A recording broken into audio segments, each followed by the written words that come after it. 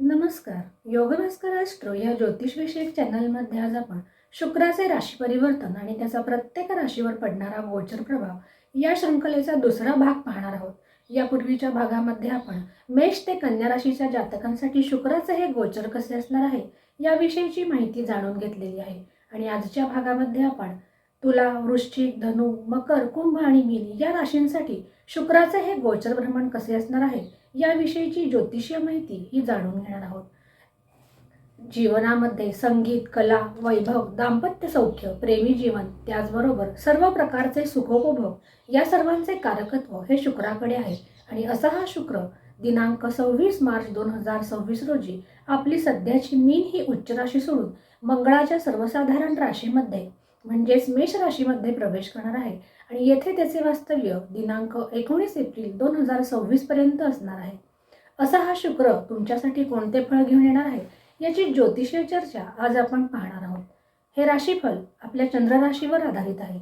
ज्यांना आपले चंद्ररास माहीत नाही अशांनी हे राशीफल आपल्या नामराशीनुसार पाहावे. आज सर्वप्रथम तुळ राशीच्या जातकांची चर्चाही पाहणार आहोत. तुळ राशीच्या जातकांसाठी लग्नेश आणि अष्टमेश असलेला असा हा शुक्र तुमच्यासाठी सप्तम भावातून आपले गोचरीचे भ्रमण करत आहे. आणि त्याची 7वी दृष्टी तुमच्यासाठी तुमच्या लग्न भावावर म्हणजे व्यक्तिमत्व भावावर पडणार आहे. या कालखंडात लोक तुमच्याकडे अनायासे आकर्षित होताना दिसत आहेत. स्वतःच्या व्यक्तिमत्वात सुधारणा करण्यासाठी तुम्ही या कालखंडात खर्च करताना सुद्धा दिसत आहात. दाम्पत्य जीवनाचा विचार करता तुळ राशीच्या जातकांचे दाम्पत्य जीवन सुखावह असणार आहे. भागीदारीत मात्र त्यांनी सावधानतेने राहणे हे गरजेचे असणार आहे. त्याचबरोबर तुळ राशीच्या जातकांनी स्वतःच्या स्वास्थ्याची काळजी घेणे हे सुद्धा गरजेचे असणार आहे. आणि त्यासाठी आपला आहार हा त्यांनी संतुलित ठेवला पाहिजे. एकंदरीत तुळ राशीच्या जातकांसाठी शुक्राचे हे गोचर चांगले आहे. परंतु त्यासाठी शुक्र अनुकूल होण्यासाठी त्यांनी शुक्रवारी गोसेवा ही अवश्य करावी. आणि त्याचबरोबर आपल्या खर्चावर त्यांनी नियंत्रण ठेवल्यास शुक्राचे हे गोचर तुळ राशीसाठी अनुकूल सिद्ध होण्यास मदत मिळणार आहे. तर वृश्चिक राशीच्या जातकांसाठी हा शुक्र सप्तम आणि व्ययभावाचा स्वामी असून तुमच्यासाठी तो षष्ठ भावातून गोचरीचे भ्रमण करणार आहे. षष्ठ भाव हा रोग, रिपू आणि ऋण यांचा भाव आहे. शुक्राला षष्ठाचा फारसा दोष लागत नाही.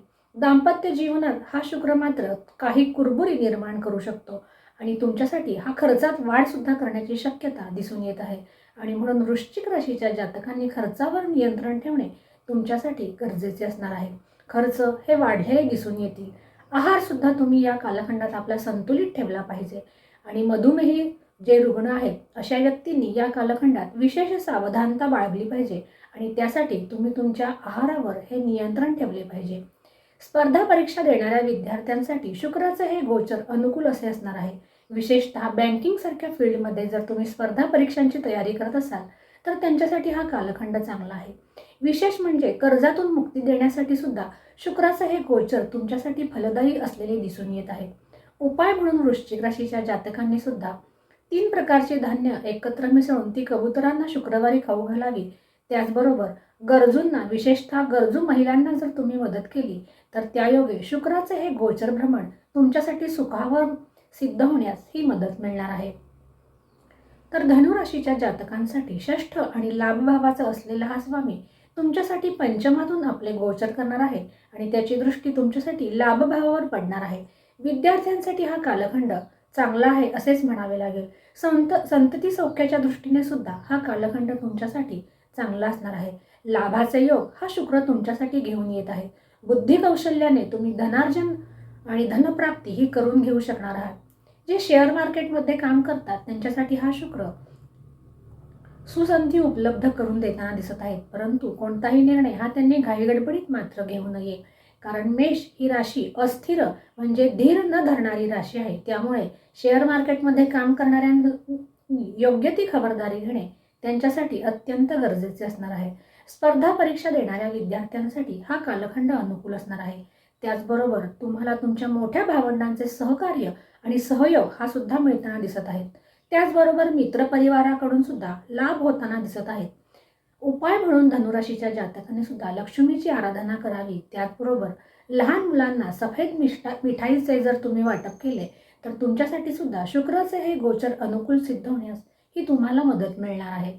मकर राशीच्या जातकांचा विचार जर करायचा झाला तर मकर राशीच्या जातकांसाठी शुक्र हा विशिष्ट कारक असाच म्हणावा लागेल. तो पंचम आणि दशम भावाचाच तुमच्यासाठी स्वामी असून तुमच्यासाठी तो चतुर्थ भावातून आपले गोचरीचे भ्रमण करणार आहे. येथे शुक्र हा दिग्बली असतो. त्यामुळे चतुर्थ भाव हा तुमच्या वाहन, वास्तू, स्थावर प्रॉपर्टी त्याचबरोबर मातृसौख्याचा भाव आहे. आणि म्हणून जर तुम्ही स्थावर प्रॉपर्टी खरेदी करणार असाल तर त्यासाठी हा कालखंड तुमच्यासाठी अनुकूल असणार आहे. त्याचबरोबर तुम्हाला मातृसौख्य हे सुद्धा लाभताना दिसत आहे. नवीन वाहन, वास्तू खरेदी करणार असाल तर त्यासाठी सुद्धा हा शुक्र तुमच्यासाठी चांगला आहे. आणि जर तुम्ही इंटेरियर डेकोरेशन करण्याचा विचार करत असाल तर त्यासाठी सुद्धा शुक्राचं हे गोचर तुमच्यासाठी अनुकूल असणार आहे. त्याचबरोबर समाजात सुद्धा तुमची पदप्रतिष्ठा हा शुक्र वाढवताना दिसत आहे. नोकरी करणाऱ्यांसाठी सुद्धा हा कालखंड एकंदरीत चांगला असलेला दिसून येत आहे. जे पैतृक व्यवसाय करतात त्यांच्यासाठी हा कालखंड विशेष लाभदायी असलेला हा दिसून येत आहे. परंतु शारीरिक स्वास्थ्य हे सुद्धा त्यांनी जपले पाहिजे.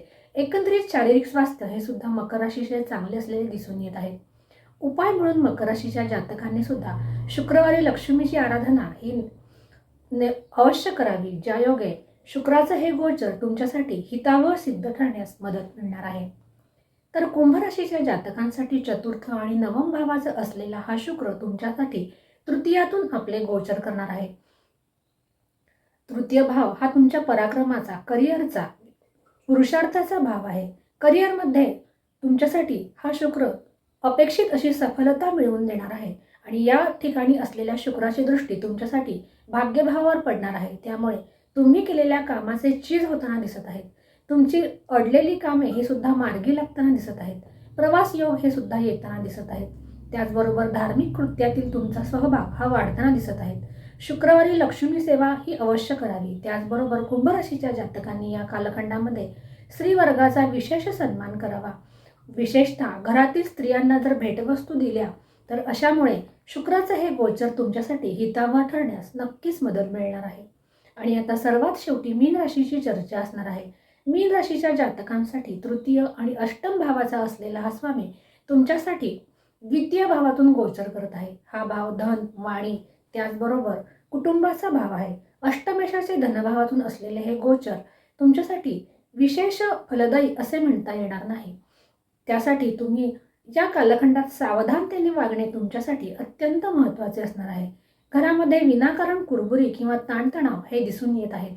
स्वतःच्या सौंदर्य प्रसाधनांवर सुद्धा या कालखंडात तुम्ही खर्च करताना दिसत आहात.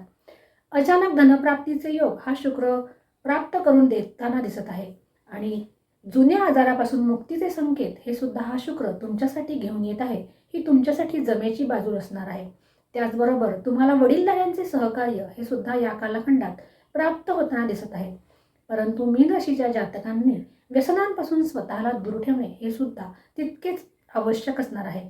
मीन राशीच्या जातकांनी या कालखंडात महिलांचा योग्य तो सन्मान करावा आणि त्याचबरोबर आपली वाणी ही मधुर ठेवावी. आपल्या वाणीमुळे कोणी दुखावणार नाही याची विशेष खबरदारी मीन राशीच्या जातकांनी या कालखंडात घेणे हे त्यांच्यासाठी अत्यंत महत्त्वाचे असणार आहे. उपाय म्हणून लक्ष्मीची किंवा कुलदेवतेची आराधना ही त्यांच्यासाठी हितावह असणार आहे.